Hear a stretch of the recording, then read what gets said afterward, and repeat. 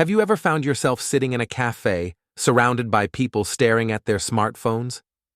Or been the only one looking out the window on a packed subway train while everyone else scrolls through their social media feeds? You're not alone in your loneliness. We've never been so connected, and yet so disconnected.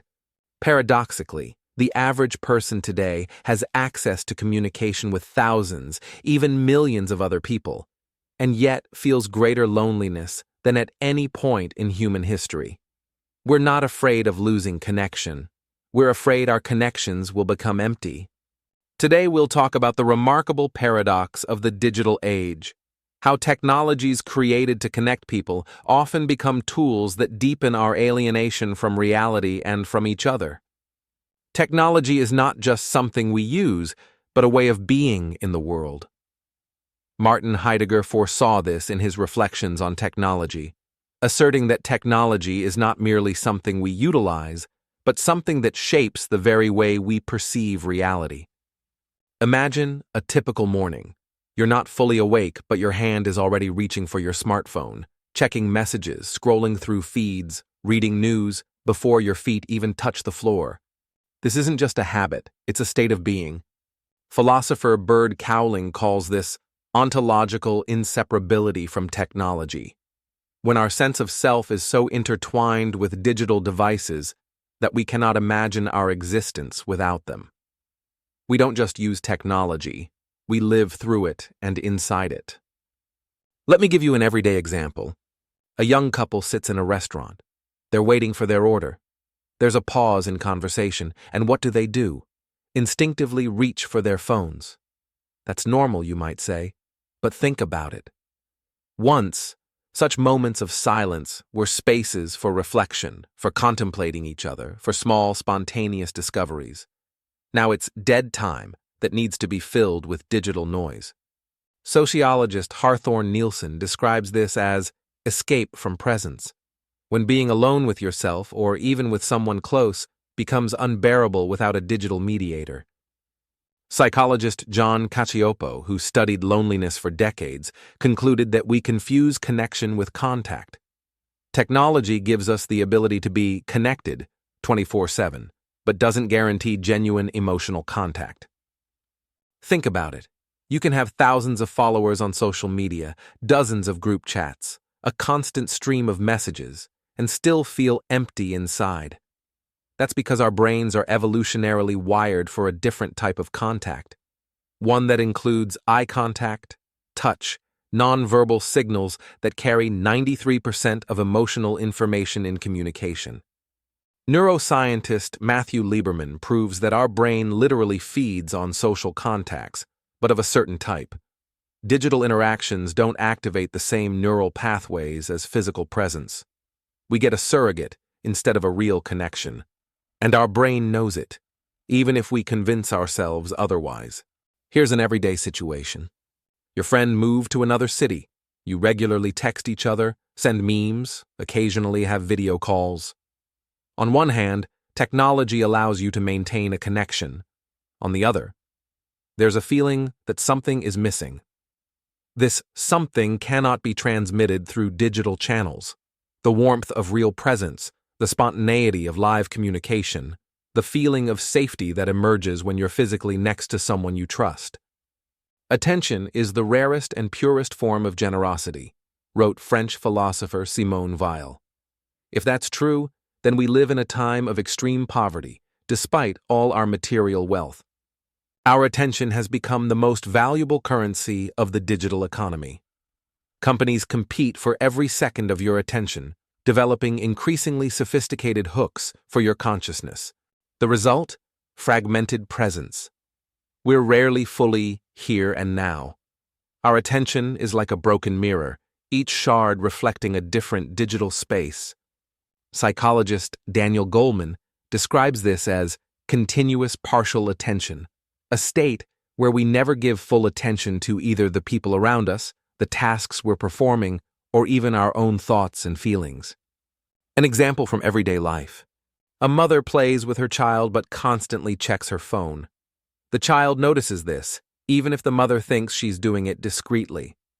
Over time, the child internalizes the thought, "I'm not interesting, important enough to hold mom's attention." This isn't just momentary disappointment. It's a message that shapes the child's self-perception. Or another example. You're in an important meeting. Your colleague is presenting a project they've worked on for weeks. But your attention is divided. You nod, pretend to listen, but are actually checking your email or scrolling through news. You're physically present, but emotionally and intellectually absent. Such fragmentation of attention doesn't just reduce productivity, it destroys the possibility of genuine contact between people. And without such contact, a deep feeling of loneliness emerges, even in a crowd. We've created a world where it's easier to interact with digital phantoms than with real people. This observation by sociologist Zygmunt Bauman amazingly accurately describes our time. Digital technologies change not only how we communicate, but the very nature of our relationships. They become more superficial, utilitarian, devoid of depth and nuance. Philosopher Slavoj Žižek calls this interpassivity, a state where we delegate our emotions and social contacts to technological mediators. We don't experience them directly, but observe them from the side, as if they're happening to someone else. An everyday example. You're scrolling through Instagram, seeing photos of friends having fun at a party. You hit like, maybe leave a comment. You've kind of joined in their joy, right? But in reality, you're just an observer interacting with a digital reflection of their experience, not with the experience or the people themselves. Or recall how we communicate through likes and short comments. This isn't conversation. It's an exchange of symbols that creates the illusion of contact, but doesn't provide a real connection. Psychotherapist Irvin Yalom says that true closeness requires vulnerability, a willingness to show your authentic self with all your flaws and fears. But digital platforms encourage us to create polished versions of ourselves, digital avatars that show only the best moments of our lives. We're not just becoming alienated from others, we're becoming alienated from ourselves, from our authenticity, living in a constant state of performance for a digital audience. Social psychologist Barry Schwartz described the paradox of choice, a phenomenon where an excess of options doesn't make us happier, but instead paralyzes us and causes anxiety. In the context of digital relationships, this paradox takes on a new dimension. We have access to potentially endless contacts, from dating apps to professional networks. But instead of enriching our social lives, this excess of possibilities often leads to analysis paralysis and superficiality of connections. Anthropologist Robin Dunbar proved that the human brain can maintain meaningful relationships with only a limited number of people, approximately 150, of which only 5 to 7 can be truly close. But digital platforms create the illusion that we can effectively interact with hundreds and thousands of friends and contacts. An everyday example. You need advice on an important life question. You have 500 plus friends on Facebook, but who will you actually message? Most likely, your list will narrow down to 2-3 people you truly trust. The rest of the digital connections are mostly noise that creates an illusion of social capital, but doesn't provide real support when it's truly needed. Or think about online dating. Endless profile swiping creates a feeling that the perfect partner is always waiting just one right swipe away. This leads to what psychologists call the paradise grape effect, the irresistible feeling that somewhere there's something better than what we already have. The result? We become less capable of investing in real relationships that require time, patience, and compromise. We use technology not only to connect with others, but to escape the discomfort of being alone with ourselves, notes psychologist Miami Habermas. For many people, the smartphone has become the digital equivalent of a security blanket, something that protects from anxiety, boredom, uncertainty, and most importantly, from the necessity of confronting our own thoughts. Psychoanalyst Carl Jung wrote about the shadow, the part of our psyche that contains aspects of personality that we repress or deny. Integrating this shadow requires moments of solitude and reflection, but modern technologies have created a world where such moments become increasingly rare. An everyday example. You're standing in line at the supermarket. Previously, this could have been a moment for contemplation, a casual conversation with a stranger, or just a moment of existing in the present. Now, it's an opportunity to check notifications. Both the line and the people around you cease to exist. You're in another dimension. Or recall how difficult it has become to simply sit in silence, without external stimuli. Studies show that the modern person checks their phone on average 58 times a day, and some up to 344 times. This isn't just a habit, it's a strategy to avoid contact with one's own thoughts and feelings. Psychologist Mihaly Csikszentmihalyi, known for his research on the state of flow, notes a paradoxical fact. We're happiest when fully immersed in an activity that requires focus and presence. But digital technologies constantly distract us from such a state, offering instead quick dopamine hits, likes, comments, notifications. The paradox is that we use technology to escape the discomfort of being with ourselves, and as a result, lose the ability to be truly present not only with others, but with ourselves. I'm not calling for technological Luddism or a return to the pre-digital era. Technologies are tools created by humans for humans. The problem isn't with them, but with how we use them and allow them to shape our lives. Philosopher Albert Borgman proposes the concept of focal practices, activities that require skill, involvement, and create a context for genuine human communication. Unlike technologies that often hide complexity and separate us from the process, focal practices connect us with the world and with each other. What might such practices look like in the digital age? Psychologist Sherry Turkle suggests starting with sacred spaces, physical and temporal zones free from digital devices. This could be a bedroom where smartphones aren't allowed, family dinners without gadgets, or a weekly digital Sabbath. An everyday example. A family establishes a rule. During dinner, all phones are placed in a special box. Initially, this causes discomfort, especially for teenagers. But over time, they notice that conversations become deeper, there's more laughter, spontaneous stories, and genuine connection. Or another example. You decide that the first hour after waking up and the last hour before sleep will be free from digital devices. Instead of scrolling through news, you start your day with meditation, a walk, or reading a paper book. Instead of checking social media before sleep, a conversation with your partner or journaling.